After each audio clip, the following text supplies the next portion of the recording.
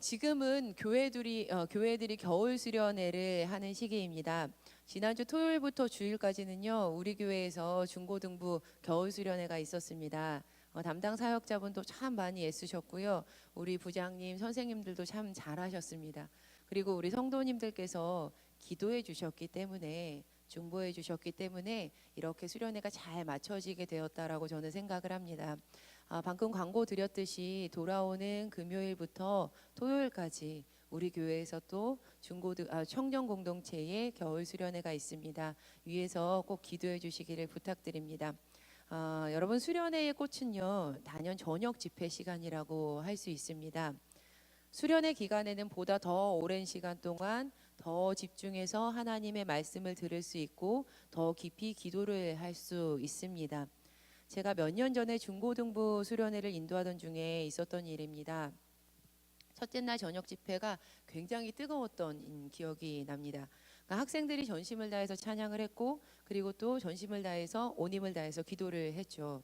막 눈물 콧물 흘리면서 이제 기도하는 학생들을 보면서 제가 참 마음에 감사했습니다. 근데 그렇게 오랜 시간이 흘러서 이 모든 집회가 다 은혜 가운데 맞춰졌어요. 그런데 여러분, 집회 마치면 무엇이 기다리고 있죠? 집회 딱 다 마쳤어요. 그러면 그렇죠. 간식이 준비되어 있잖아요. 그래서 제가 이렇게 광고를 했어요. 집회에 온 힘을 쏟은 이 학생들에게, 자, 이제는 배를 든든하게 채워줄 야식이 준비되어 있으니까 자, 이동합시다, 이렇게 광고를 했습니다.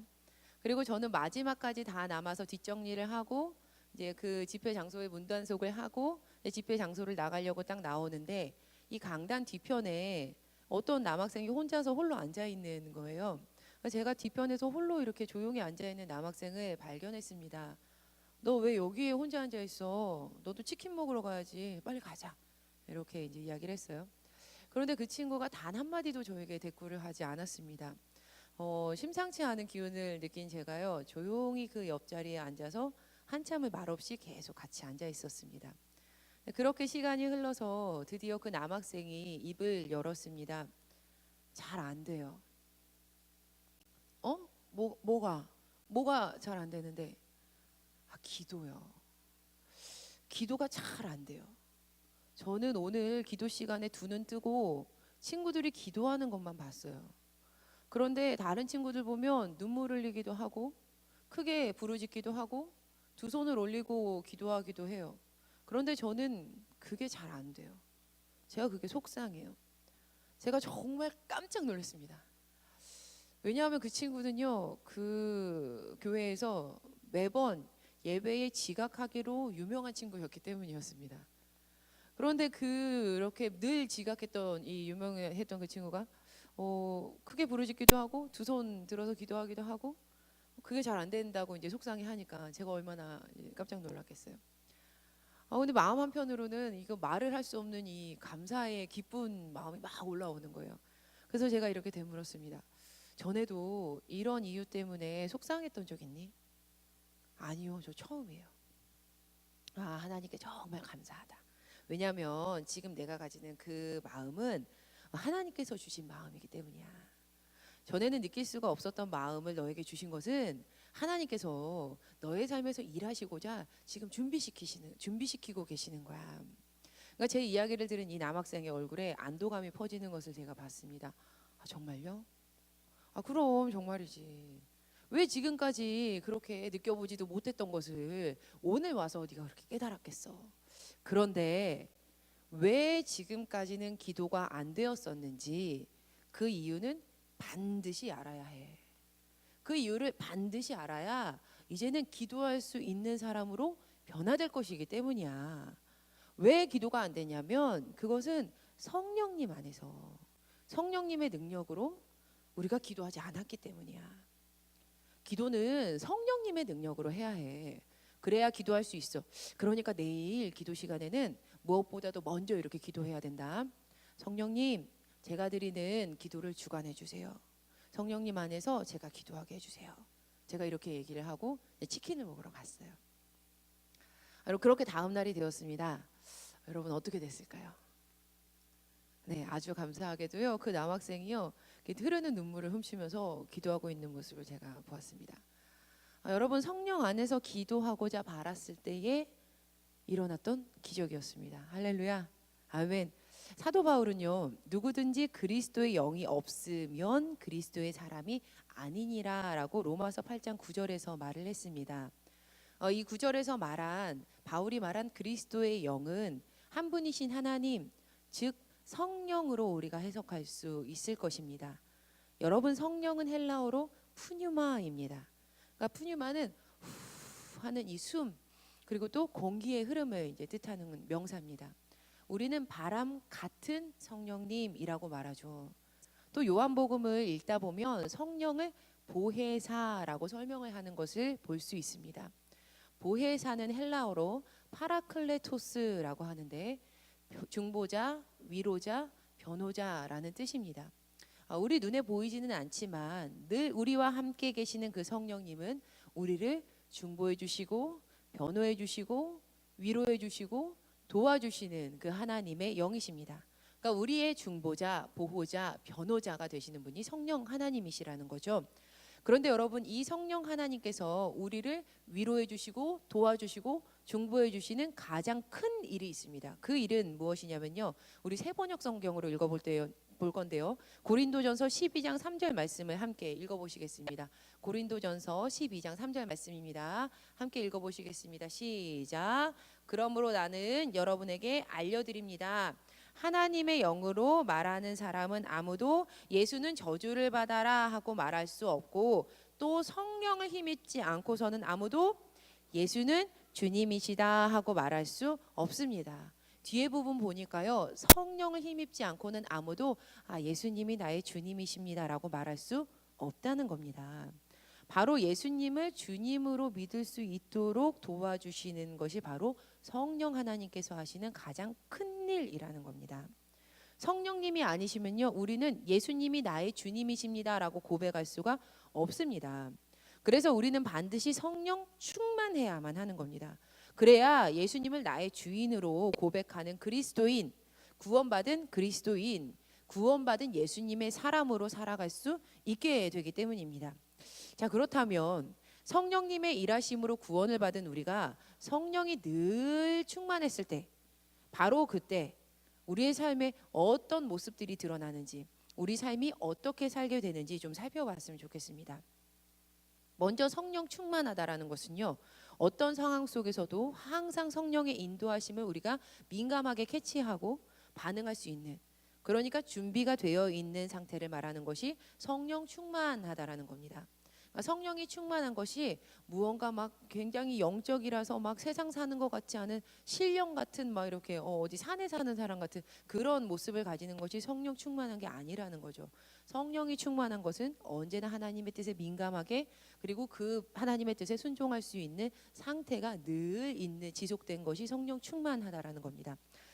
그래서 우리가 끝까지 성령을 충만해야만 하는데, 끝까지 성령 충만해야만 하나님의 뜻대로 우리가 기도할 수 있고, 또 기도를 통해서 깨달은 그 성령 하나님의 일에 우리가 순종할 수 있습니다. 사도행전 8장을 보면 성령의 일하심에 굉장히 민감하게 즉시로 순종한 빌립의 이야기가 나옵니다. 지금 빌립은 이 성령의 인도하심으로 광야에 들어와 있는 상태입니다.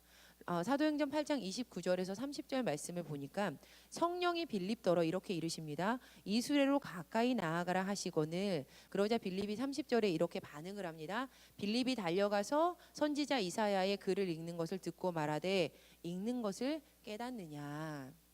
이렇게 성령님의 음성에 순종했던 빌립이요, 바로 그 광야에서, 그곳에서 에디오피아 내시를 만나게 됩니다. 그런데 만약 빌립이, 제가 이런 생각을 해봤어요. 에디오피아에 직접 찾아가는 거예요. 그래서 그곳에서 사람을 붙들고 내가 이 나라의 국고를 담당하는 내시를 좀 만나려고 합니다. 저 좀 만나게 해주세요 라고 이렇게 에디오피아에 직접 가서 말을 했다면, 과연 이 고위간직을, 이 내시를 만날 수 있었을까? 저는 그러지 못했을 거라고 생각합니다. 그러나 빌립이 성령을 따라 행했을 때, 성령의 인도하심을 따라 광야로 들어갔을 때, 빌립은 그곳에서 에디오피아 내시를 만나게 되고 그 내시에게 복음을 전할 수 있게 되었습니다. 그리고 그 구원받은 내시를 통해서 복음이 아프리카로 전파가 되게 되는 거죠. 또 우리가 이전에 살펴보았지만 바울 또한 성령이 충만했던 사람이었습니다. 그는 성령의 뜻하심을 알고 있었던 사람이에요. 왜냐하면 늘 기도 안에서 성령의 뜻하심을 깨달아 알았기 때문이죠. 성령이 아시아와 비두니아로 가는 것을 허락하지 않는다라는 것을 바울은 알고 있었습니다.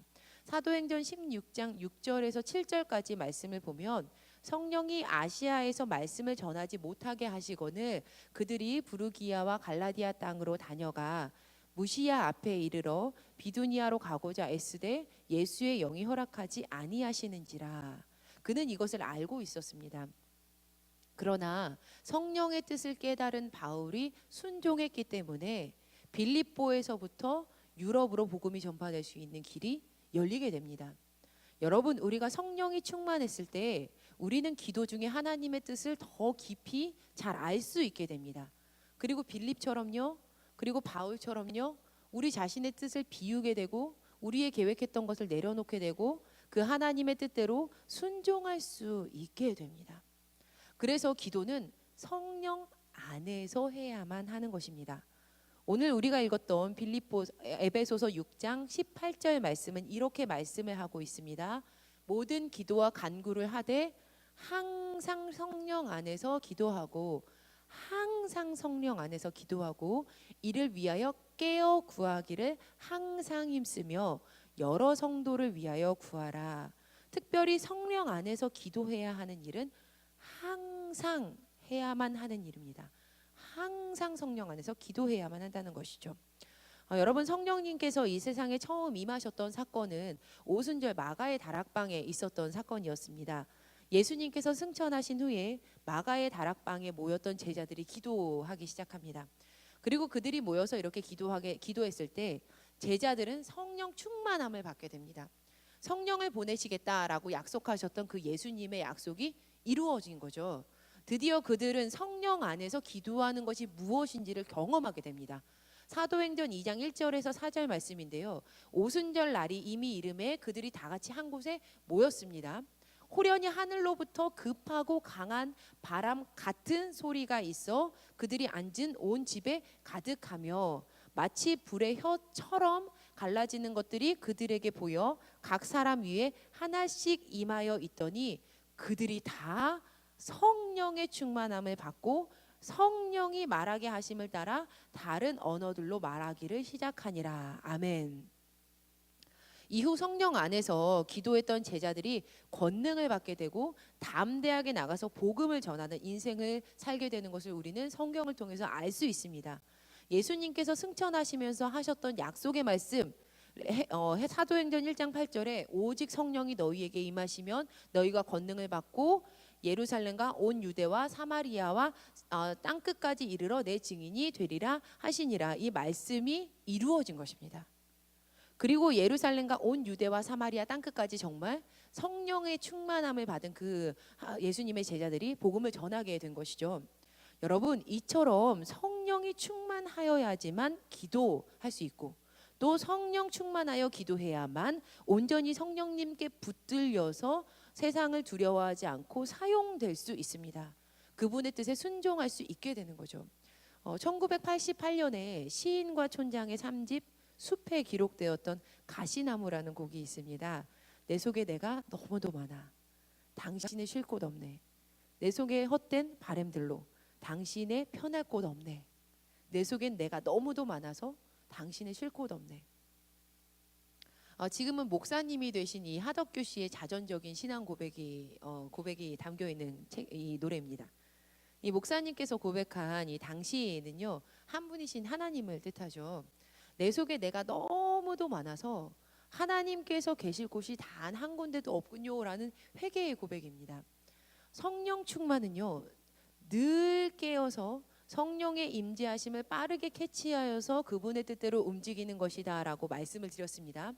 그런데 다르게 말씀드리자면요, 성령이 충만하다라는 것은 전적으로 자신을 주님께 내어드리는 일입니다.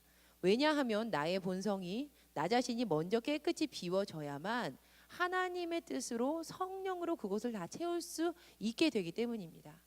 먼저 내가 비워져야지만 그 빈 곳에 성령 충만함이 임할 수 있기 때문입니다.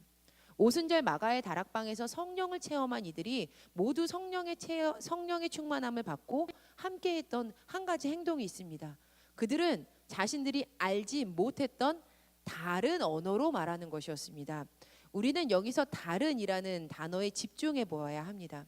여러분, 갑자기 내가 모르는 다른 언어를 말한다는 것은 결코 자신의 의지로 할 수 있는 일이 아닙니다. 나를 내어 놓았을 때 다른 언어가 나를 기도의 자리로 이끄는 것을 경험하게 되는 것이라는 거죠.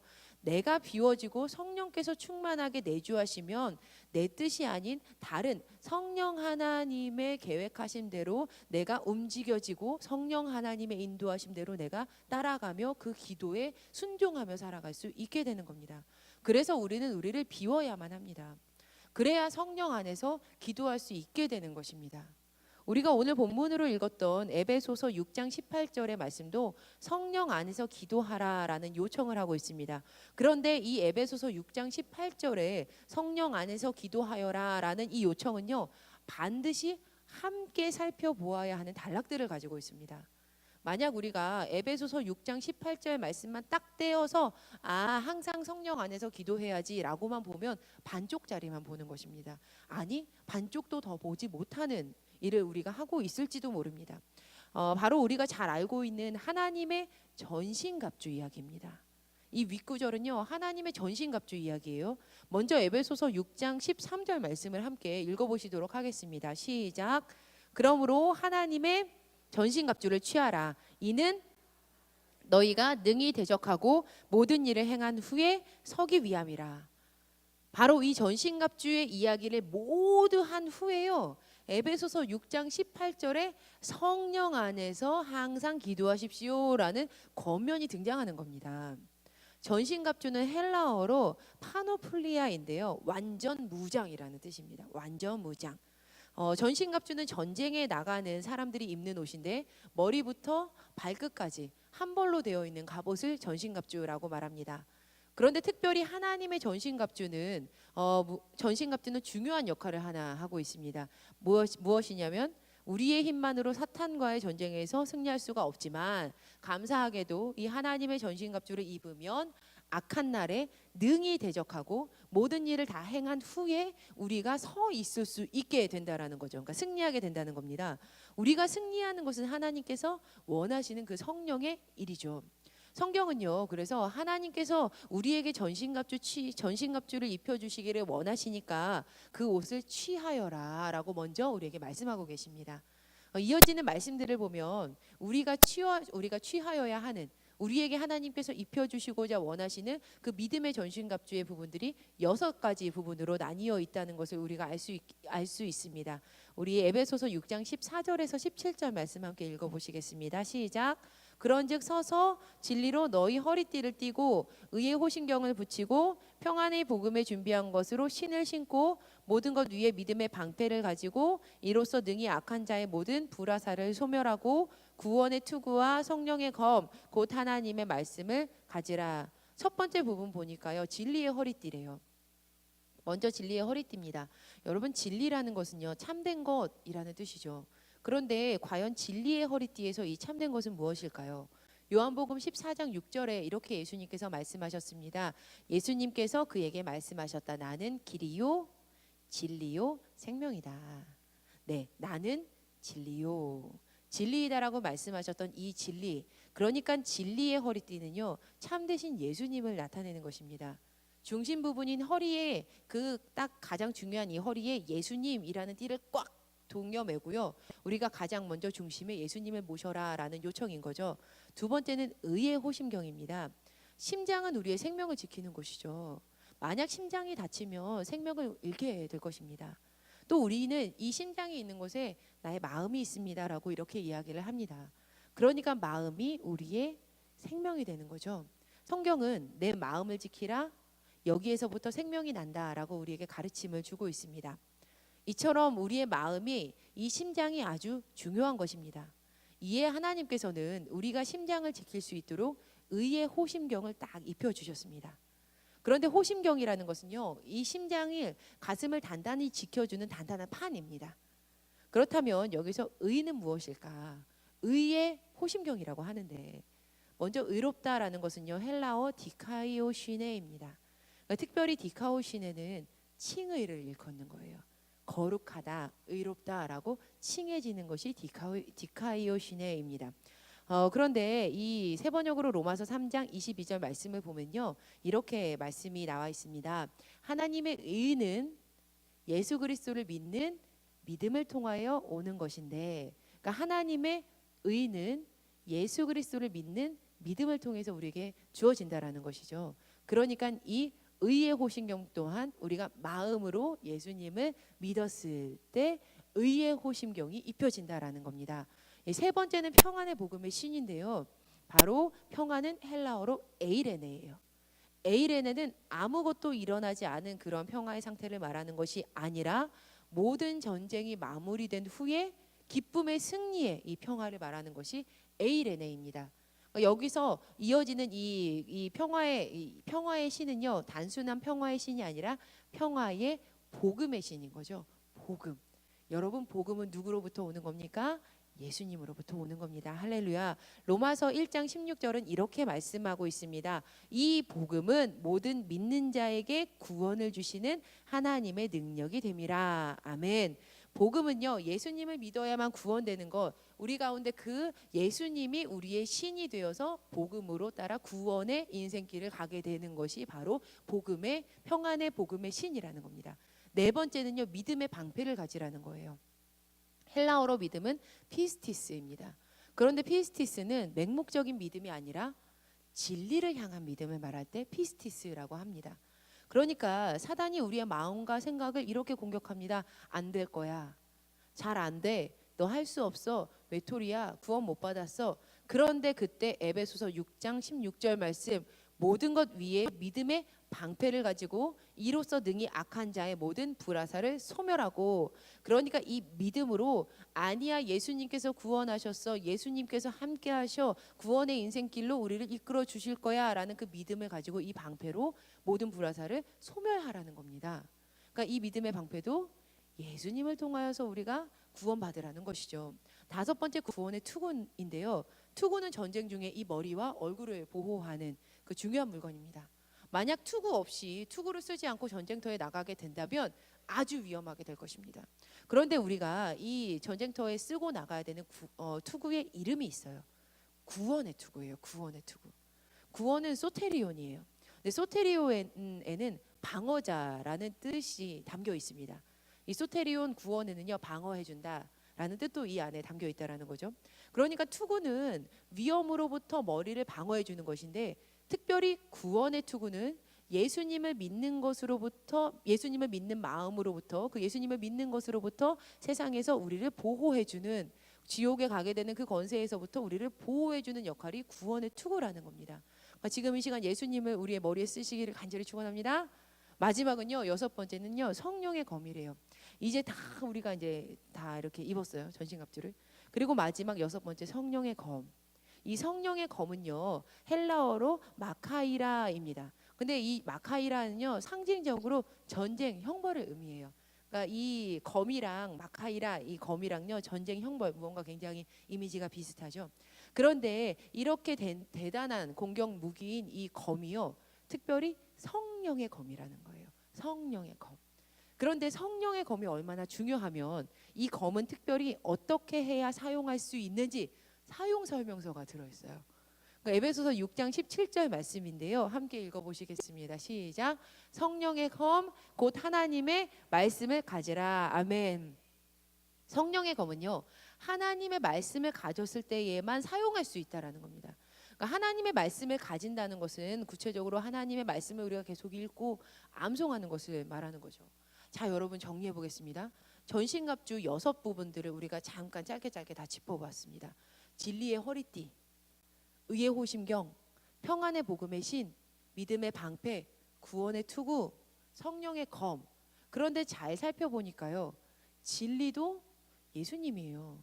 의도 예수님이에요. 복음도 예수님을 통해서 왔습니다. 믿음도 예수님을 믿는 겁니다. 구원도요, 예수님을 통해서 받는 거예요.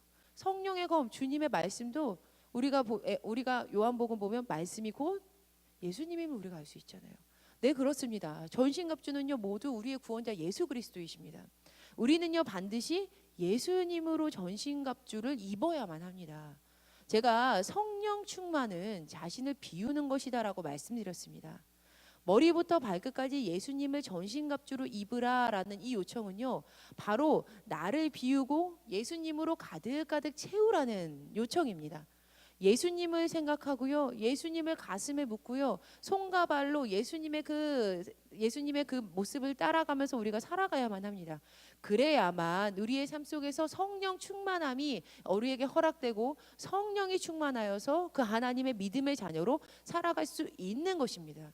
그런데 이렇게 한 후에야 비로소 에베소서 6장 18절 말씀이 등장하는 겁니다. 한 번 더 같이 읽어보시겠습니다. 시작. 모든 기도와 간구를 하되 항상 성령 안에서 기도하고 이를 위하여 깨어 구하기를 항상 힘쓰며 여러 성도를 위하여 구하라. 전신갑주로 머리부터 발끝까지, 그러니까 예수님으로 우리가 감쌌다면 그때에야 비로소 우리는 언제나 어디서나 항상 성령 충만하여서 그 성령 안에서 기도할 수 있게 되는 것입니다. 자, 사랑하는 여러분, 오늘 이 말씀을 통해서요 우리 함께 기도의 이 시리즈를 마치려고 합니다. 믿음의 사람들은요 기도 시간을 통해서 하나님을 만납니다. 그런데 이 기도를 통해서요 하나님의 뜻과 하나님의 일하심을 우리가 밝히 알게 되고 경험을 하게 되죠. 그런데 만약 우리가 우리의 삶 가운데서 이 기도의 시간을 통하여서 그 하나님을 만나지 못한다면, 하나님을 만나지 못하고 살아간다면 그것은 나에게서 하나님이 멀리 있는 것이 아니라, 나에게만 하나님의 응답을 하지 않는 것이 아니라, 우리가 사실은 머리부터 발끝까지 예수님으로 다 입어서 성령 안에서 그분의 뜻을 깨닫지 못하고 있기 때문은 아닐까 되돌아보아야만 합니다. 이처럼 내가 비워지고 머리부터 발끝까지 예수 그리스도로 채우는 일은 성령 충만함을 받을 수 있는 유일한 길입니다. 그리고 우리가 성령 충만하였을 때 우리는 기도할 수 있고요, 성령 충만하였을 때 그 기도를 통하여서 하나님의 뜻을 깨달을 수 있게 됩니다. 그리고 성령 충만하였을 때 깨달은 뜻대로 살아갈 수 있게 되는 겁니다. 바라기는 우리가 이번 1월 달 동안 참 많이 기도하였고 기도하기에 힘쓰고 더 기도하기를 바랐는데, 올 한 해 성령 충만해서 성령 안에서 기도하고 그 뜻을 깨달아 알고 그 뜻대로 살아가는 풍성한 올 한 해 되었으면 참 좋겠습니다.